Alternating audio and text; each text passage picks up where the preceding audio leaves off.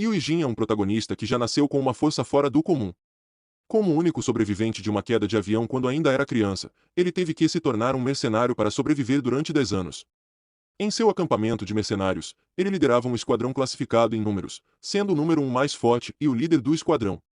Com sua personalidade fria e poderes impressionantes, Yu Jin conquistou o respeito e a lealdade de seus companheiros de equipe. No entanto, tudo mudou quando sua memória voltou e ele decidiu voltar para sua família em sua cidade natal. Lá, ele teve que lidar com os problemas do passado e reconectar-se com as pessoas que amava. Ao mesmo tempo, Yu Jin teve que enfrentar novos desafios e lutar contra inimigos poderosos. Ao longo da história, Yu Jin vai se desenvolvendo gradualmente, mostrando um lado mais humano e sensível. Ele é um personagem cativante e forte, que conquista o coração dos leitores. Além disso, a obra conta com personagens secundários muito bem desenvolvidos e uma arte incrível, que tornam a leitura ainda mais envolvente. Mercenário em Homem-Chan é uma obra que combina ação e drama de maneira equilibrada, com um protagonista poderoso e uma história emocionante. Se você é fã de mangás de ação e aventura, não pode deixar de conferir essa obra. Um dia, era uma horda de formigas, no outro, um grande dinossauro. Essa era a última reencarnação de um ser que experienciou dezenas de milhares de reencarnações e vidas. Ele nasceu como um humano que possuía o poder de cada forma de vida que ele já foi. Por que ele tinha uma habilidade dessas? Lee Jain finalmente entendeu.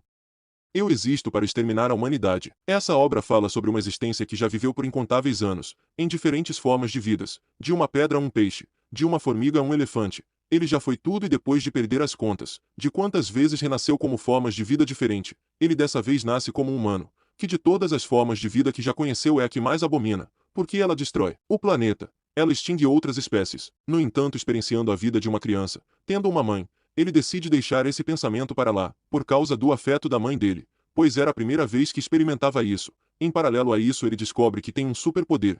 Ele tem as habilidades de todos os seres que ele já foi, ou seja, a força da formiga de levantar 50 vezes o seu peso, pular como uma pulga que pula 30 vezes a própria altura, tudo isso em uma escala humana. Ele é uma existência muito forte, mas o carinho que ele tinha logo foi tirado dele, pois mataram sua mãe na sua frente, e depois de presenciar outras cenas que mostrava quanto a humanidade era podre, ele decide que vai exterminar os seres humanos. E sim, essa é só a introdução da história, que traz uma premissa totalmente nova e original e bem desenvolvida com capítulos super longos mas gostosos de ler, com um protagonista frio, e ação em todos os capítulos. Essa é uma obra que você tem que conferir. Você foi escolhido como um jogador no grande jogo para selecionar o sucessor do próximo deus, a missão. Parabéns! Seongon repentinamente caiu em outro mundo para participar de um jogo para se tornar um deus. Este outro mundo, semelhante ao de um jogo, contém jogadores que cooperam e também se matam a sangue frio.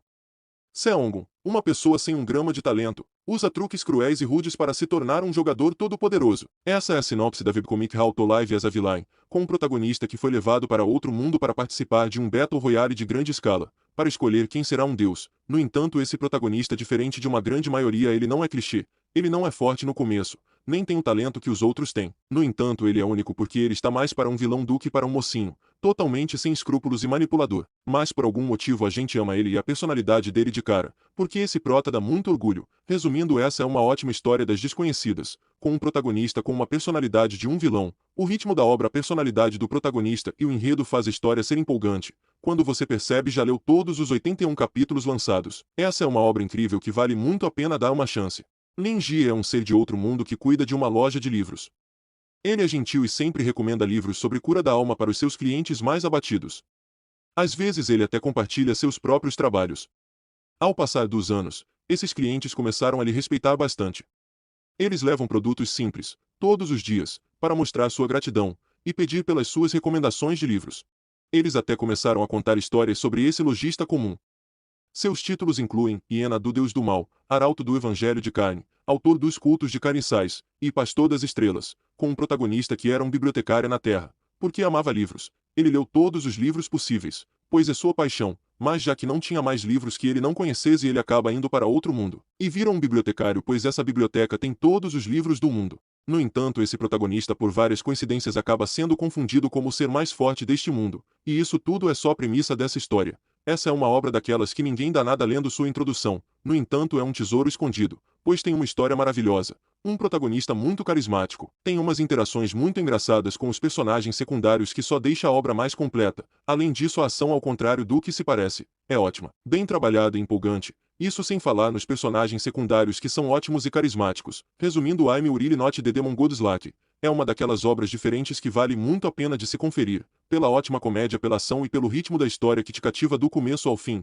Confiram, pois essa é uma obra que foge dos clichês, não irá se arrepender. Zhu Yifan era um imperador mágico, ou poderia ser chamado de imperador demônio porque ele tinha um livro do imperador antigo chamado Livro dos Nove Segredos. Ele foi alvo de todos os especialistas e foi traído e morto por seus alunos. Então sua alma entra e volta à vida em um servo da família chamado Zhu Fan.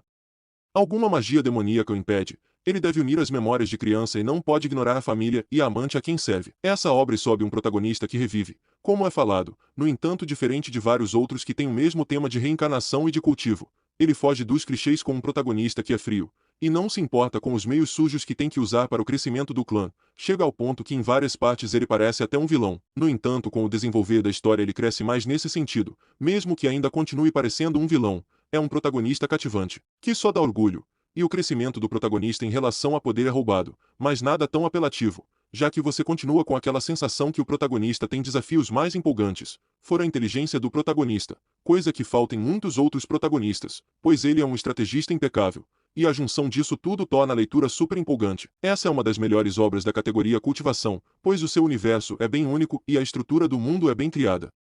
Mesmo a premissa sendo clichê, o mangá foge totalmente disso. Resumindo, essa obra espetacular não pôde ficar fora da sua playlist de obras para ler.